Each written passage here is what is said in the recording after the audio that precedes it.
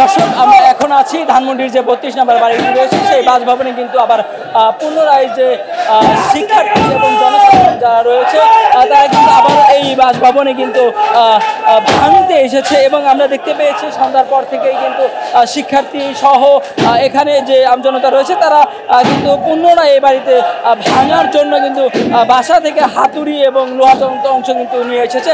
আমরা দেখতে পেয়েছি যে এখানে জুলাই আগস্টে যেভাবে সরকার পতন করা হয়েছিল তার পরবর্তীতে 5 আগস্টে শেখ হাসিনা সরকার পদত্যাগ করতে বাধ্য হয়, অর্থাৎ দেশ ছেড়ে যে পালিয়ে যায়। তার দেখুন আপনারা দেখতে পাচ্ছেন আজকে ধানমন্ডি 32 নম্বর বাড়িতে বিভিন্ন জায়গায় আগুন জ্বলছে। এটা আসলে বাড়িতে আগুন জ্বলছে বললে ভুল হবে। এই আগুনটা হচ্ছে আমাদের সকলের অন্তরে, বাঙালি জাতির অন্তরে সুপ্ত ক্ষোভের যে জ্বলন, সেই জ্বলনের একটা সংক্ষিপ্ত প্রতিফলন হয়েছে, আর কিছুই না।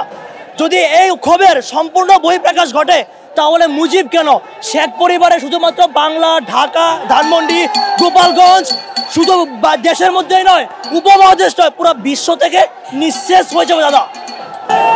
স্বৈরাচারের একেবারে কবরস্থ করতে সিরিয়া থেকে যেমন তাকে কবরস্থ করা হয়েছে, বাংলাদেশের ফ্যাসিবাদের মূল থেকে কবরস্থ করা হয়েছে ছাত্র জনতার পক্ষ থেকে, এটা কোনো দলের পক্ষ থেকে না।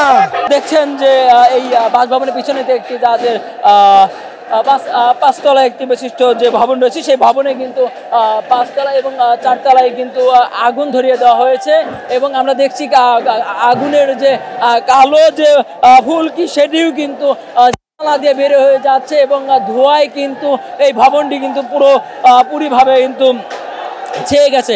জানিয়ে রাখি যে আগুনের তীব্রতা কিন্তু ধীরে ধীরে বেড়ে চলছে এবং 4-5 জুড়ে কিন্তু কালো যে ধোঁয়া রয়েছে সেই কালো ধোঁয়ায় কিন্তু ছড়িয়ে যাচ্ছে এই ভবনটির 4-5 জুড়ে। আপনারা দেখতে পাচ্ছেন যে এই ভবনে কিন্তু 4-5 জুড়ে টুংটাং যে শব্দ রয়েছে সেই শব্দেই কিন্তু আসলে শুরু করেছে, সেই শব্দ দিয়েই ভাঙা এবং লোহার যে গেটগুলো রয়েছে সেগুলো কিন্তু ভাঙতে শুরু করেছে।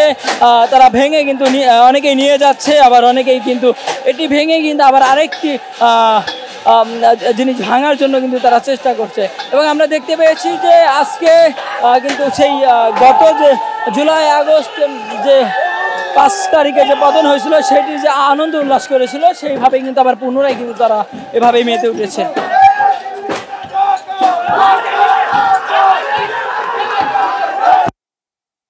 দর্শক আমরা আপনাদের ঠিক কিন্তু জানানোর চেষ্টা করছিলাম যে ধানমন্ডির যে 32 নম্বর বাসাটি রয়েছে সেই বাসাটি কিন্তু পুনরায় কিন্তু আবারও সেই ভেঙে ফেলা হয়েছে এবং আবারও কিন্তু আগুন দেওয়া হয়েছে এবং এই আগুনের ফুলকি কিন্তু এখন জ্বলছে এবং তারা কিন্তু তার বাসার যে রেলিংগুলো রয়েছে এবং যে বোর্ডগুলো রয়েছে সেগুলো কিন্তু আবারও পুনরায় তারা ভেঙে ফেলে কিন্তু তারা কিন্তু আবার আগুন লাগিয়ে দিয়েছে। এবং দর্শক আরেকটি কথা জানিয়ে রাখি যে তার বাসার যে সামনে যে প্রথমে ঢোকায় যে সামনে একটি ছাদ রয়েছে সেই ছাদটি কিন্তু তারা ভেঙে ফেলেছে। সর্বপ্রথম কিন্তু এই ছাদটি ভেঙে ফেলা হয় এবং তার পরবর্তীতে কিন্তু তারা আরো ভবনের 4-5 জুড়ে কিন্তু দেওয়াল থেকে শুরু করে সবই কিন্তু আস্তে আস্তে ভাঙে এবং ভাঙার পরে পিছনে যেমন আগুন দেওয়া হয়েছিল ঠিক তেমনই কিন্তু আবারও।